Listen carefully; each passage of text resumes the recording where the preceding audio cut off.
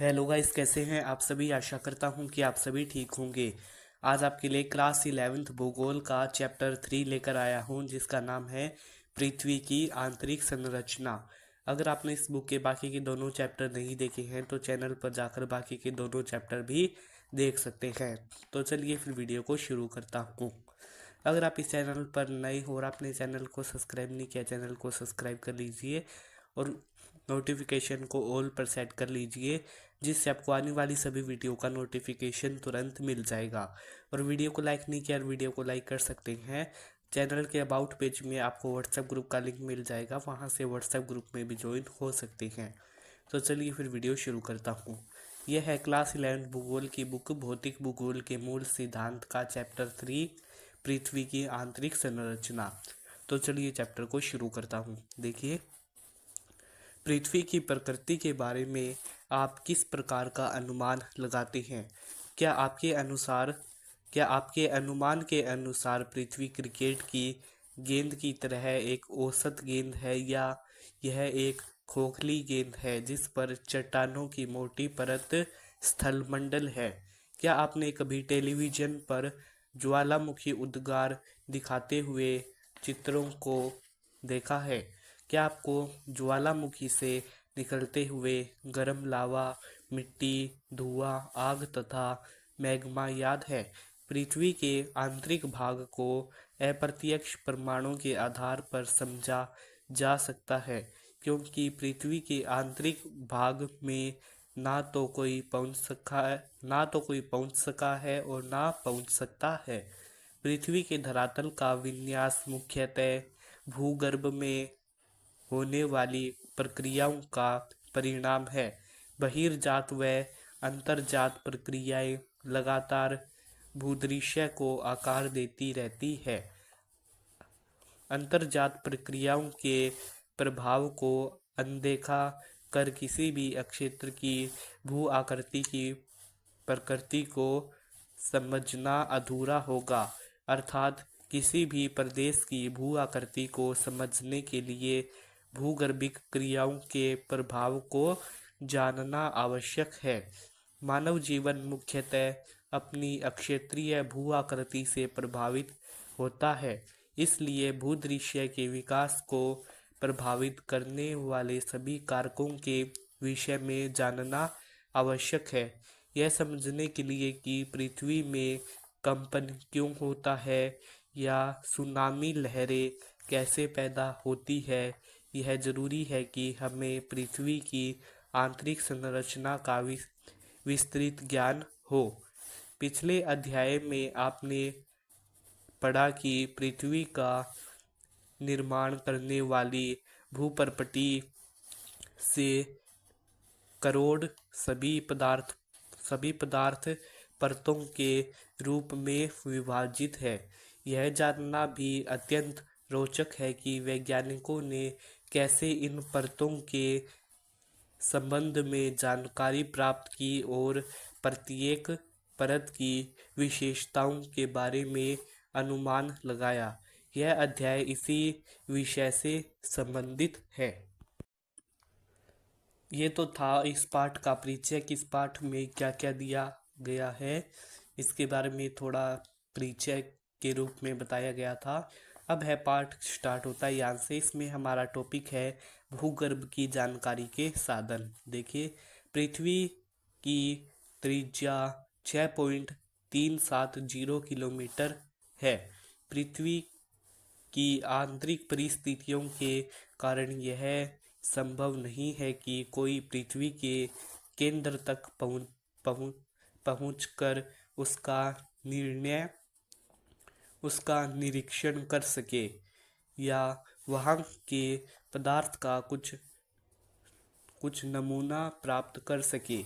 यह आश्चर्य की बात है कि ऐसी परिस्थितियों में भी वैज्ञानिक हमें यह बताने में सक्षम हुए कि भूगर्भ की संरचना कैसी है और इतनी गहराई पर किस प्रकार के पदार्थ पाए जाते हैं।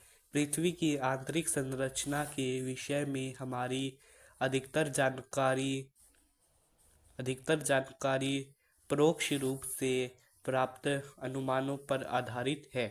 तथापि इस जानकारी का कुछ भाग प्रत्यक्ष प्रेक्षणों पर, पदार्थ के विश्लेषण पर भी आधारित है।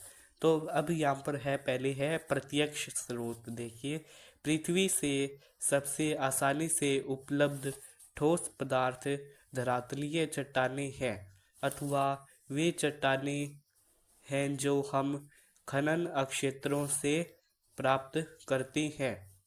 आगे देखिए, दक्षिणी अफ्रीका की सोने की खानें 3 से 4 किलोमीटर तक गहरी है। इससे अधिक गहराई में जा पाना असंभव है, क्योंकि उतनी गहराई पर तापमान बहुत अधिक होता है। खनन के अतिरिक्त वैज्ञानिक विभिन्न परियोजनाओं के अंतर्गत पृथ्वी की आंतरिक स्थिति को जानने के लिए पृथ्वी में गहराई तक छानबीन कर रहे हैं। आगे देखिए, संसार भर के वैज्ञानिक 2 मुख्य परियोजनाओं पर काम कर रहे हैं। ये हैं, पहली है गहरे समुद्र में प्रवेदन परियोजना, फिर है वह दूसरी है समन्वित महासागरीय प्रवेदन परियोजना। फिर उसके बाद आगे देखिए, आज तक सबसे गहरा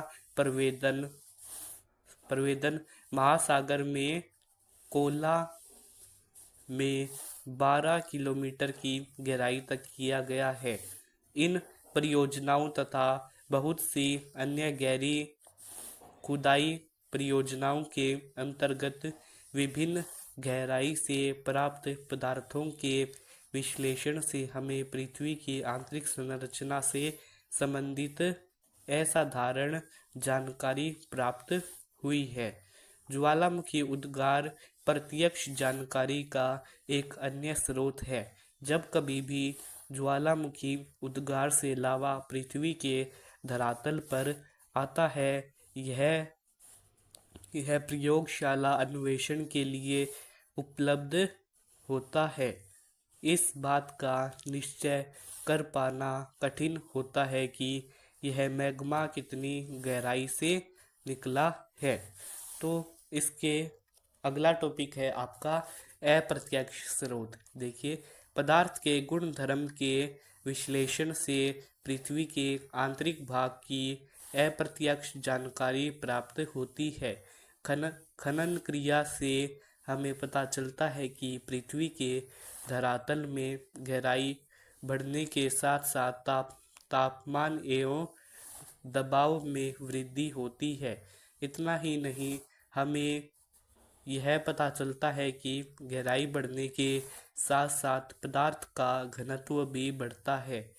तापमान, दबाव व घनत्व में इस परिवर्तन की दर को आंका जा सकता है। पृथ्वी की इस कुल मोटाई को ध्यान में रखते हुए वैज्ञानिकों ने विभिन्न गहराइयों पर पदार्थ के तापमान, दबाव एवं घनत्व के मान को अनुमानित किया है। प्रत्येक परत के संदर्भ में इन लक्षणों का सविस्तार वर्णन इसी अध्याय में आगे किया गया है। उसके बाद चलिए चैप्टर को आगे देखते हैं। आगे देखिए, पृथ्वी की आंतरिक जानकारी का दूसरा अप्रत्यक्ष स्रोत उल्काएं है, जो कभी कभी धरती तक पहुंचती है। हालांकि हमें यह भी ध्यान रखना चाहिए कि उल्काओं के विश्लेषण के लिए उपलब्ध पदार्थ पृथ्वी के आंतरिक भाग से प्राप्त नहीं होते हैं, परंतु उल्काओं से प्राप्त पदार्थ और उनकी संरचना पृथ्वी से मिलती जुलती है। ये उल्काएं वैसे ही पदार्थ के बने ठोस पिंड हैं जिससे हमारा ग्रह पृथ्वी बना है। अतः पृथ्वी की आंतरिक जानकारी के लिए उल्काओं का अध्ययन एक अन्य महत्वपूर्ण स्रोत है। अन्य अप्रत्यक्ष स्रोतों में गुरुत्वाकर्षण, चुंबकीय क्षेत्र व भूकंप संबंधी क्रियाएं शामिल है। पृथ्वी के धरातल पर भी विभिन्न अक्षांशों पर गुरुत्वाकर्षण बल एक समान नहीं होता है। यह गुरुत्वाकर्षण बल ध्रुवों पर अधिक एवं भूमध्य रेखा पर कम होता है। पृथ्वी के केंद्र से दूरी के कारण गुरुत्वाकर्षण बल ध्रुवों पर अधिक और भूमध्य रेखा पर कम होता है। गुरुत्व का मान पदार्थ के द्रव्यमान के अनुसार भी बढ़ता है। पृथ्वी के भीतर पदार्थों का असमान वितरण भी इस भिन्नता को प्रभावित करता है। अलग अलग स्थानों पर गुरुत्वाकर्षण की भिन्नता अनेक अन्य कारकों से भी प्रभावित होती है। इस भिन्नता को गुरुत्व विसंगति कहा जाता है। गुरुत्व विसंगति हमें भूप्रपटी में पदार्थ के द्रव्यमान के वितरण की जानकारी देती है। चुंबकीय सर्वेक्षण भी भूप्रपटी में चुंबकीय पदार्थ के वितरण की जानकारी देते हैं। भूकंपीय गतिविधियां भी पृथ्वी की आंतरिक जानकारी का एक महत्वपूर्ण स्रोत है। अतः हम कुछ विस्तार से इस पर चर्चा करेंगे। उसके बाद आपका नेक्स्ट टॉपिक है भूकंप, यानी अब हम भूकंप के बारे में जानेंगे। भूकंपीय तरंगों का अध्ययन पृथ्वी की आंतरिक परतों का संग्रहण चित्र प्रस्तुत करता है। साधारण भाषा में भूकंप का अर्थ है पृथ्वी का कंपन। यह एक प्राकृतिक घटना है। ऊर्जा के निकलने के कारण तरंगें उत्पन्न होती हैं जो सभी दिशाओं में फैलकर भूकंप लाती है। उसके बाद आपका फिर अगला टॉपिक है पृथ्वी में कंपन क्यों होता है। देखिए, प्राय भ्रंश के किनारे किनारे ही ऊर्जा निकलती है। भूप्रपटी की शैलों में गहन दरारें ही भ्रंश होती है। भ्रंश के दोनों तरफ शैलें विपरीत दिशा में गति करती है। जहां ऊपर के शैलखंड दबाव डालते हैं उनके पास का घर्षण उन्हें परस्पर बांधे रहता है। फिर भी अलग होने की प्रवृत्ति के कारण एक समय पर घर्षण का प्रभाव कम हो जाता है, जिसके परिणाम स्वरूप शैलखंड विकृत होकर अचानक एक दूसरे के विपरीत दिशा में सरक जाती हैं। इसके परिणाम स्वरूप ऊर्जा निकलती है और ऊर्जा तरंगें सभी दिशाओं में गतिमान होती है। वह स्थान जहां से ऊर्जा निकलती है भूकंप का उद्गम केंद्र है। इसे अवकेंद्र भी कहा जाता है। ऊर्जा तरंगें अलग अलग दिशाओं में चलती हुई पृथ्वी की सतह तक पहुंचती है। भूतल पर वह बिंदु जो उद्गम केंद्र के समीपतम होता है अधिकेंद्र है। अधिकेंद्र पर ही सबसे पहले तरंगों को महसूस किया जाता है। अधिकेंद्र उद्गम केंद्र के ठीक ऊपर होता है। फिर उसके बाद आपका अगला टॉपिक है भूकंपीय तरंगे। देखिए, सभी प्राकृतिक भूकंप स्थल मंडल में ही आते हैं। इसी अध्याय में आगे आप पृथ्वी की विभिन्न परतों के बारे में पढ़ेंगे। अभी इतना समझ लेना पर्याप्त है कि स्थलमंडल पृथ्वी के धरातल से 200 किलोमीटर तक की गहराई वाले भाग को कहते हैं। आगे देखिए भूकंप मापी यंत्र सतह पर पहुंचने वाली भूकंप तरंगों को अभिलेखित करता है। चित्र 3.1 भूकंपीय तरंगों का अभिलेखीय वक्र। फिर उसके बाद आगे देखिए दिखाता है। यह वक्र 3 अलग बनावट वाली तरंगों को प्रदर्शित करता है। बुनियादी तौर पर भूकंपीय तरंगें 2 प्रकार की है। पहली है भूगर्भिक तरंगें व दूसरी है धरातलीय तरंगें।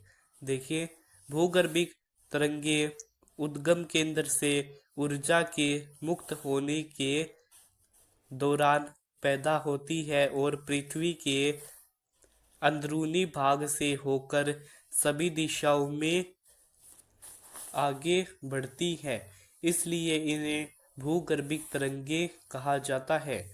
भूगर्भिक तरंगों एवं धरातलीय शैलों के मध्य अन्योन्य क्रिया के कारण नई तरंगें उत्पन्न होती है, जिन्हें धरातलीय तरंगें कहा जाता है। ये तरंगें धरातल के साथ साथ चलती हैं। तरंगों का वेग अलग अलग घनत्व वाले पदार्थों में गुजरने पर परिवर्तित हो जाता है। अधिक घनत्व वाले पदार्थों में तरंगों का वेग अधिक होता है। पदार्थों के घनत्व में भिन्नताएं होने के कारण परिवर्तन एवं आवर्तन होता है, जिसे इन तरंगों की दिशा भी बदलती है। भूगर्भीय तरंगें भी 2 प्रकार की होती है। इन्हें पी तरंगे व एस तरंगे कहा जाता है। पी तरंगे तीव्र गति से चलने वाली तरंगे हैं और धरातल पर सबसे पहले पहुंचती है। इन्हें प्राथमिक तरंगे भी कहा जाता है। पी तरंगे ध्वनि तरंगों जैसी होती है। ये गैस, तरल व ठोस तीनों प्रकार के पदार्थों से गुजर सकती है। आइए देखिए एस तरंगे धरातल पर कुछ समय अंतराल के बाद पहुंचती है। ये द्वितीयक तरंगे कहलाती है। एस तरंगों के विषय में एक महत्वपूर्ण तथ्य यह है कि ये केवल ठोस पदार्थों के ही माध्यम से चलती है। एस तरंगों की यह एक महत्वपूर्ण विशेषता है। इसी विशेषता ने वैज्ञानिकों को भूगर्भीय संरचना समझने में मदद की। परिवर्तन से तरंगें प्रतिध्वनित होकर वापस लौट आती है, जबकि आवर्तन से तरंगें कई दिशाओं में चलती है। भूकंप लेखी पर बने आरेख से तरंगों की दिशा भिन्नता का अनुमान लगाया जाता है। धरातलीय तरंगें भूकंप लेखी पर अंत में अभिलेखित होती है। ये तरंगें ज्यादा विनाशकारी होती हैं। इनसे शैल विस्थापित होती है और इमारतें गिर जाती है। उसके बाद आपका अगला टॉपिक है इसके बाद भूकंपीय तरंगों का संचरण। देखिए भिन्न भिन्न प्रकार की भूकंपीय तरंगों के संचलित होने की प्रणाली भिन्न भिन्न होती है। जैसे ही ये संचलित होती हैं तो शैलों में कंपन पैदा होती है। पी तरंगों से कंपन की दिशा तरंगों की दिशा के समानांतर ही होती है। यह संचरण गति की दिशा में ही पदार्थ पर दबाव डालती है। इसके दबाव के फलस्वरूप पदार्थ के घनत्व में भिन्नता आती है और शैलों में संकुचन व फैलाव की प्रक्रिया पैदा होती है। अन्य तीन तरह की तरंगे संचरण गति के समकोण दिशा में कंपन पैदा करती है। एस तरंगे ऊर्ध्वाधर तल में तरंगों की दिशा के समकोण पर कंपन पैदा करती है। अतः ये जिस पदार्थ से गुजरती है उसमें उभार व गर्त बनाती है। धरातलीय तरंगे सबसे अधिक विनाशकारी समझी जाती है। हमारा अगला टॉपिक है छाया अक्षेत्र का उद्भव। देखिए, भूकंप लेखी यंत्र पर दूरस्थ स्थानों से आने वाली भूकंपीय तरंगे अभिलेखित होती है। कुछ ऐसे अक्षेत्र भी है जहां कोई भी भूकंपीय तरंगे अभिलेखित नहीं होती। ऐसे अक्षेत्र को भूकंपीय छाया अक्षेत्र कहा जाता है। विभिन्न भूकंपीय घटनाओं के अध्ययन से पता चलता है कि एक भूकंप का छाया अक्षेत्र दूसरे भूकंप के छाया अक्षेत्र से सर्वथा भिन्न होता है। चित्र 3.2 ए और बी में एस और पी और एस तरंगों का छाया अक्षेत्र प्रदर्शित किया गया है। यह देखा जा सकता है कि भूकंप लेखी भूकंप अधिकेंद्र से 105 डिग्री के भीतर किसी भी दूरी पर पी व एस दोनों ही तरंगों का अभिलेखन करते हैं। भूकंप लेखी अधिकेंद्र में 145 डिग्री से परे केवल पी तरंगों के पहुंचने को ही दर्ज करते हैं और एस तरंगों के पहुंचने को अभिलेखित नहीं करते। अतः वैज्ञानिकों का मानना है कि अधिकेंद्र से 105 डिग्री और 145 डिग्री के बीच का क्षेत्र जहां कोई भी भूकंपीय तरंगे अभिलेखित नहीं होती, दोनों प्रकार की तरंगों के लिए छाया अक्षेत्र है। 105 डिग्री के परे पूरे अक्षेत्र में एस तरंगे नहीं पहुंचती। एस तरंगों का छाया अक्षेत्र पी तरंगों के छाया अक्षेत्र से अधिक विस्तृत है। भूकंप अधिकेंद्र के 105 डिग्री से 145 डिग्री तक पी तरंगों का छाया अक्षेत्र एक पट्टी के रूप में पृथ्वी के चारों तरफ प्रतीत होता है। एस तरंगों का छाया अक्षेत्र न केवल विस्तार में बड़ा है वरन यह पृथ्वी के 40% भाग से भी अधिक है। अगर आपको भूकंप अधिकेंद्र का पता हो तो आप किसी भी भूकंप का छाया अक्षेत्र रेखांकित कर सकते हैं। किसी भूकंप अधिकेंद्र को जानने का विवरण बॉक्स में पृष्ठ 28 में दिया गया है। उसके बाद आपका फिर अगला टॉपिक है भूकंप प्रकार, यानी यह भूकंपों के प्रकार के बारे में जानते हैं कि भूकंप कितने प्रकार के होते हैं। पहला है सामान्यतः विवर्तनिक भूकंप अधिक आते हैं। ये भूकंप भ्रंशतल के किनारे चट्टानों के सरक जाने के कारण उत्पन्न होते हैं। फिर सेकंड पॉइंट है एक विशिष्ट वर्ग के विवर्तनिक भूकंप के ही ज्वालामुखी जन्य भूकंप समझा जाता है। ये भूकंप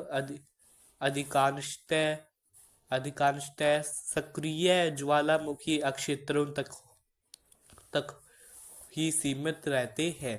फिर तीसरा है खनन अक्षेत्रों में कभी कभी अत्यधिक खनन कार्य से भूमिगत खानों की छत ढह जाती है जिससे हल्के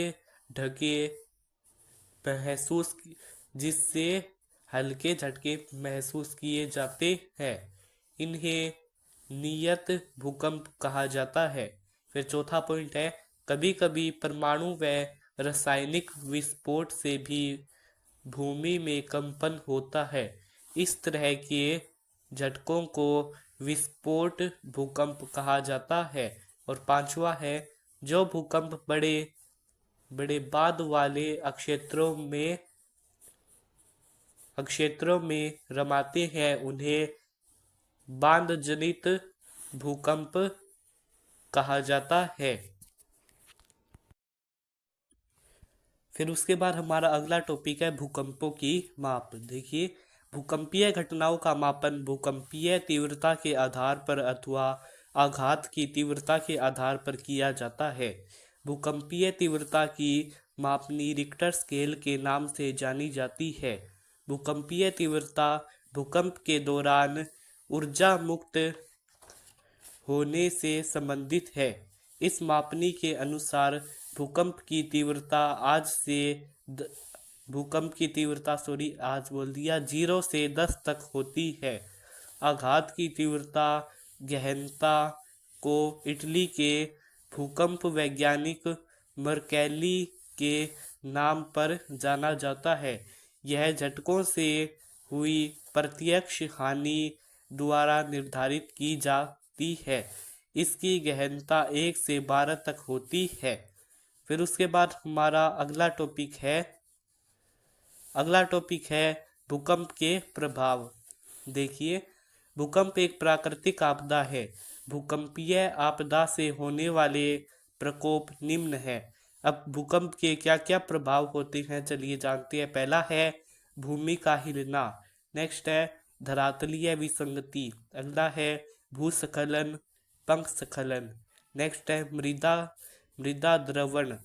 नेक्स्ट है धरातल का एक तरफ झुकना। नेक्स्ट है हिमस्खलन। फिर अगला है धरातलीय विस्थापन। फिर उससे अगला है बांध व तटबंध के टूटने से बाढ़। नेक्स्ट है आग लगना। अगला है इमारतों का टूटना तथा ढांचों का ध्वस्त होना। नेक्स्ट है वस्तुओं का गिरना। नेक्स्ट है सुनामी। इतने ये प्रभाव है भूकंप के।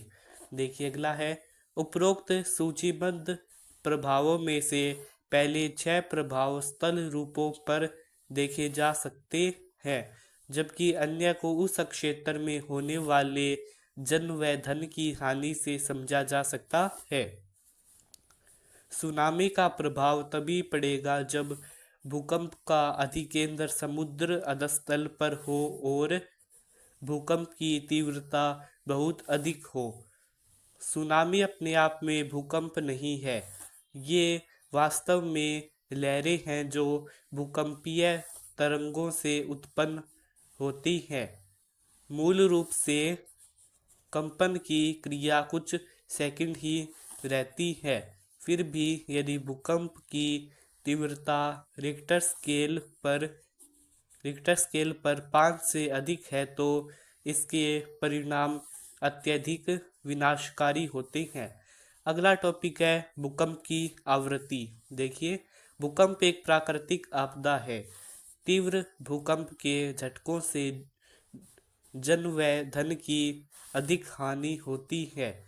फिर भी ऐसा नहीं है कि विश्व के सभी भागों में तीव्र भूकंप ही आते हैं।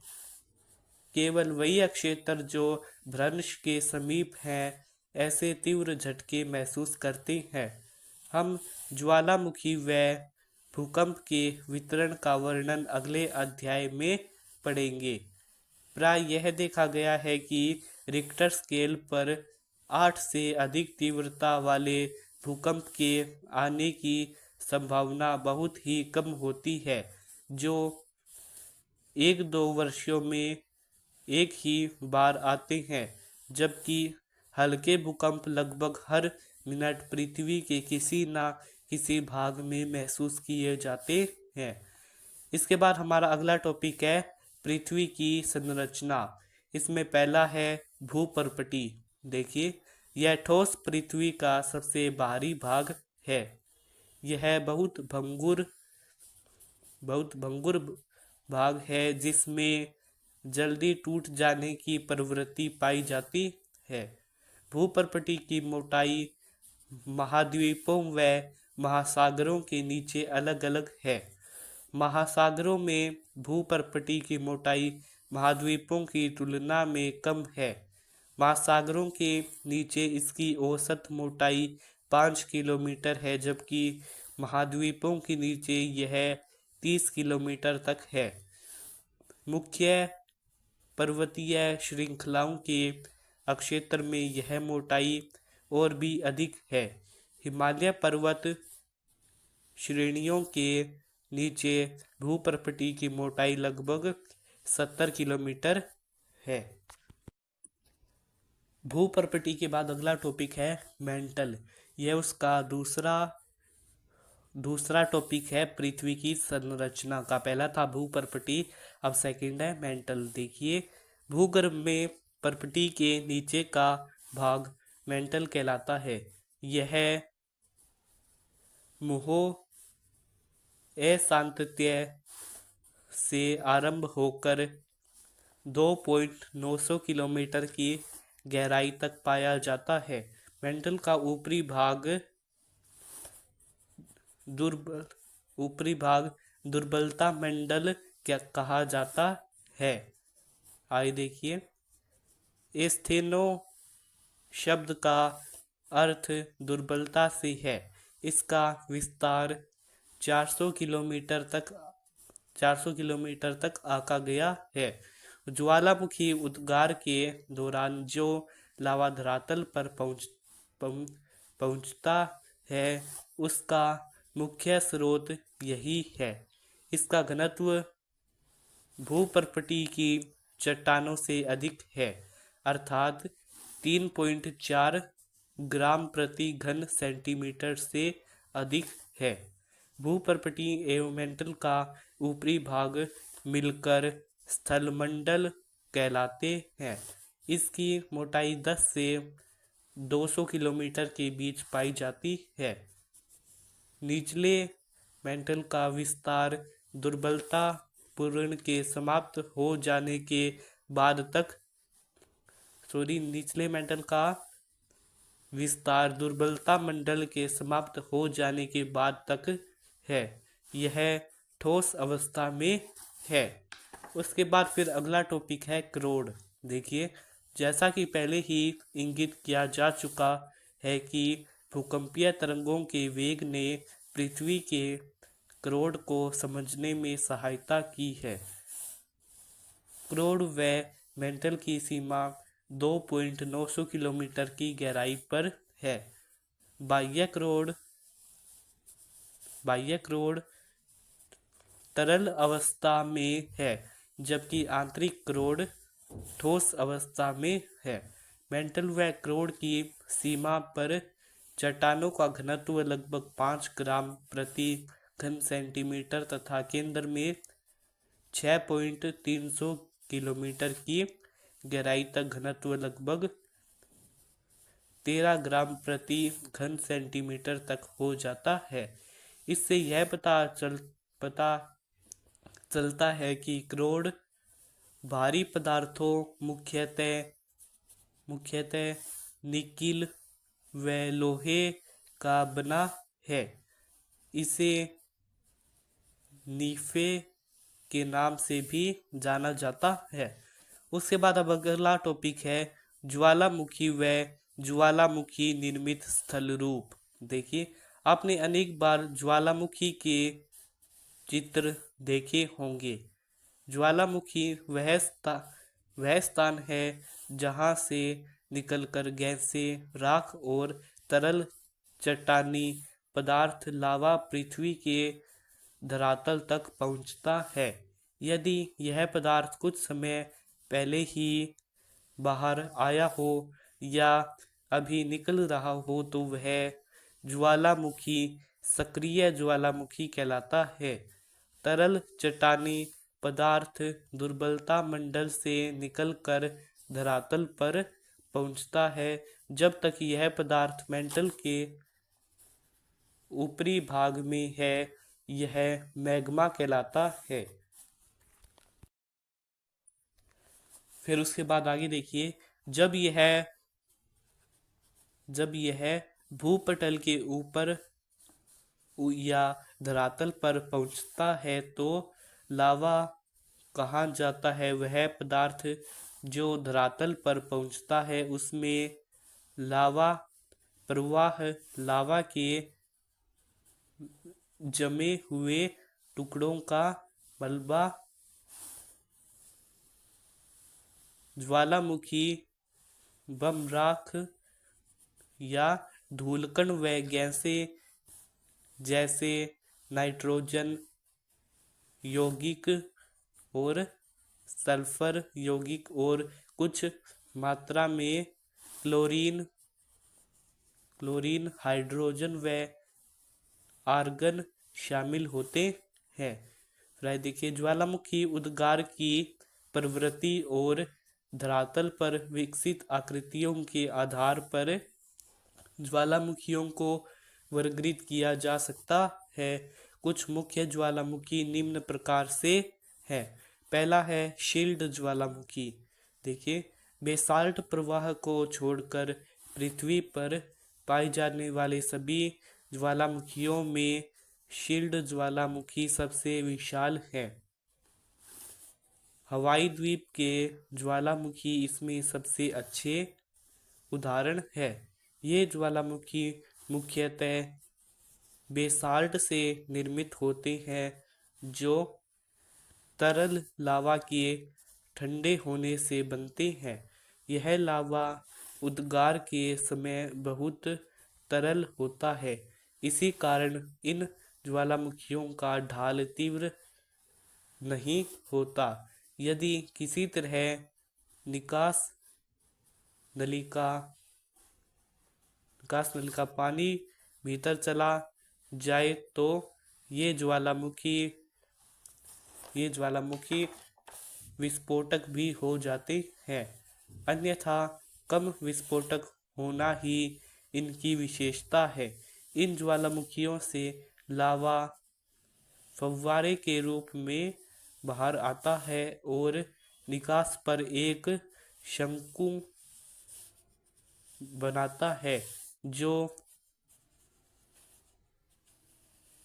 शिंडर शंकु में विकसित होता है। फिर उसके बाद अगला टॉपिक है मिश्रित ज्वालामुखी। देखिए, इन ज्वालामुखियों से बेसाल्ट की अपेक्षा अधिक ठंडे व शयान लावा उद्गार होते हैं। प्राय ये ज्वालामुखी भीषण विस्फोटक होते हैं। इनसे लावा के साथ भारी मात्रा में ज्वलखंडाशी पदार्थ व राख भी धरातल पर पहुंचती है। यह पदार्थ निकास नली के आसपास परतों के रूप में जमा हो जाते हैं, जिनके जमाव मिश्रित ज्वालामुखी के रूप में दिखते हैं। अगला टॉपिक है ज्वालामुखी कुंड। देखिए, ये पृथ्वी पर पाए जाने वाले सबसे अधिक विस्फोटक ज्वालामुखी है। आमतौर पर ये इतने विस्फोटक होते हैं कि जब इनमें विस्फोट होता है तब वे ऊंचा ढांचा बनाने के बजाय स्वयं नीचे धंस जाते हैं। धंसे हुए विध्वंस गर्त लावा के गिरने से जो गड्ढे बनते हैं ही ज्वालामुखी कुंड कहलाते हैं। इनका यह विस्फोटक रूप बताता है कि इन्हें लावा प्रदान करने वाले मैग्मा के भंडार न केवल विशाल हैं वरन इनके बहुत पास स्थित हैं। इनके द्वारा निर्मित पहाड़ी मिश्रित ज्वालामुखी की तरह प्रतीत होता है। अब इसके बाद हमारा अगला टॉपिक है बेसाल्ट प्रवाह क्षेत्र। देखिए, ये ज्वालामुखी अत्यधिक तरल लावा उगलते हैं जो बहुत दूर तक बह निकलता है। संसार के कुछ भाग हजारों वर्ग किलोमीटर घने लावा प्रवाह से ढके हैं। इनमें लावा प्रवाह क्रमानुसार होता है और कुछ प्रवाह 50 मीटर से भी अधिक मोटे हो जाते हैं। कई बार कई बार अकेला प्रवाह सैकड़ों किलोमीटर दूर तक फैल जाता है। फिर आगे देखिए, भारत का दक्कन ट्रेप, जिस पर वर्तमान महाराष्ट्र पठार का ज़्यादातर भाग पाया जाता है, वृहत बेसाल्ट लावा प्रवाह अक्षेत्र है। ऐसा विश्वास किया जाता है कि आज की अपेक्षा आरंभ में एक अधिक वृहत अक्षेत्र इस प्रवाह से ढका था। अगला टॉपिक है मध्य महासागरीय कटक ज्वालामुखी। देखिए, इन ज्वालामुखियों का उद्गार महासागरों में होता है। मध्य महासागरीय कटक एक श्रृंखला है जो 70.000 किलोमीटर से अधिक लंबी है और जो सभी महासागरीय बेसिनों में फैली है। इस कटक के मध्यवर्ती भाग में लगातार उद्गार होता रहता है। अगले अध्याय में हम इसे विस्तार पूर्वक पढ़ेंगे। नेक्स्ट टॉपिक है ज्वालामुखी स्थलाकृतियाँ। इसमें पहला दिया गया है अंतर्वेदी आकृतियाँ। देखिए, ज्वालामुखी उद्गार से जो लावा निकलता है उसके ठंडा होने से आग्नेय शैल बनती है। लावा का यह जमाव या तो धरातल पर पहुंचकर होता है या धरातल तक पहुंचने से पहले ही भूपटल के नीचे शैल परतों में ही हो जाता है। लावा के ठंडा होने के स्थान के आधार पर आग्नेय शैलों का वर्गीकरण किया जाता है। इसमें पहला है ज्वालामुखी शैलों, जब लावा धरातल पर पहुंचकर ठंडा होता है, और सेकंड है पातालीय शैल, जब लावा धरातल के नीचे ही ठंडा होकर जम जाता है। जब लावा भूपटल के भीतर ही ठंडा हो जाता है तो कई आकृतियाँ बनती हैं। ये आकृतियाँ अंतर्वेदी आकृतियाँ कहलाती हैं। इनमें से कुछ चित्र 3.4 में दिखाए गए हैं।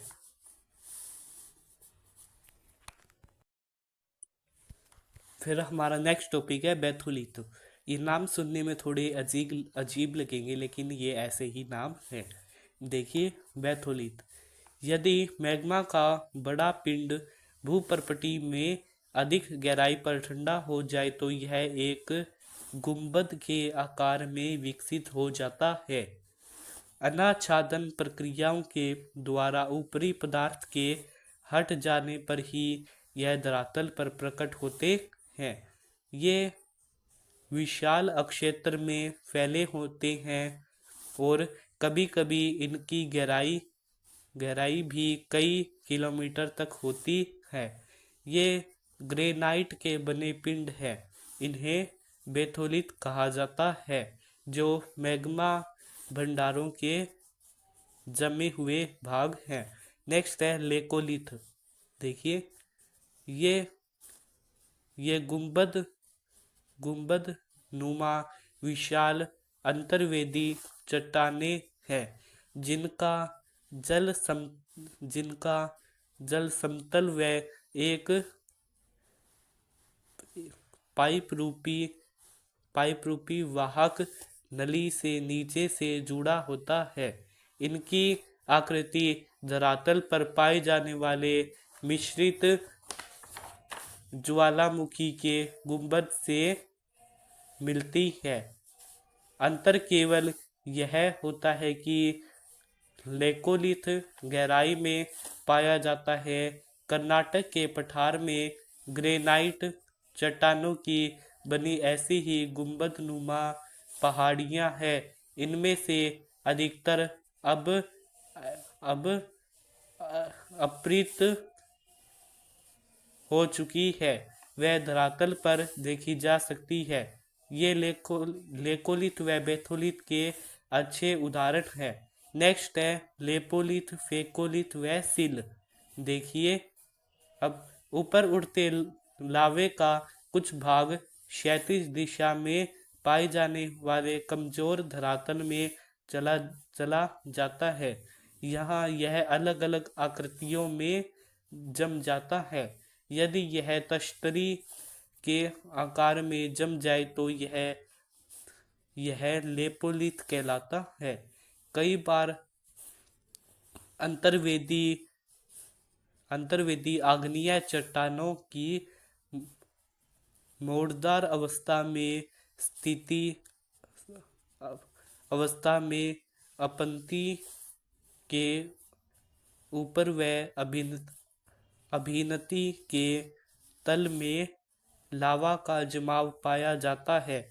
ये परतनुमा चट्टानें एक निश्चित वाहक नली से मैग्मा भंडारों से जुड़ी होती है, जो क्रमशः बेथोलिथ में विकसित होते हैं। यह ही फेकोलिथ कहलाती है। अब देखिए, अंतर्वेदी आग्नेय चट्टानों का क्षैतिज तल में एक चादर के रूप में ठंडा होना सिल या शीट कहलाता है। जमाव की मोटाई के आधार पर इन्हें विभाजित किया जाता है। कम मोटाई वाले जमाव को शीट व घने मोटाई वाले जमाव को सिल कहते हैं। अब इस चैप्टर का लास्ट टॉपिक है डाइक।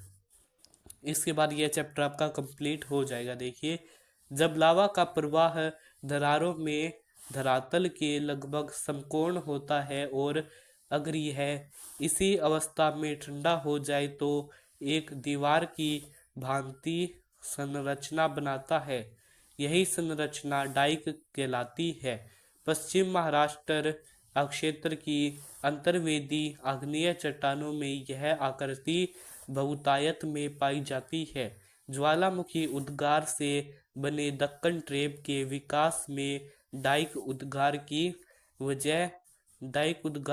की वाहक समझी जाती है। इसी के साथ आपका यह चैप्टर कंप्लीट होता है। मिलते हैं नेक्स्ट वीडियो में।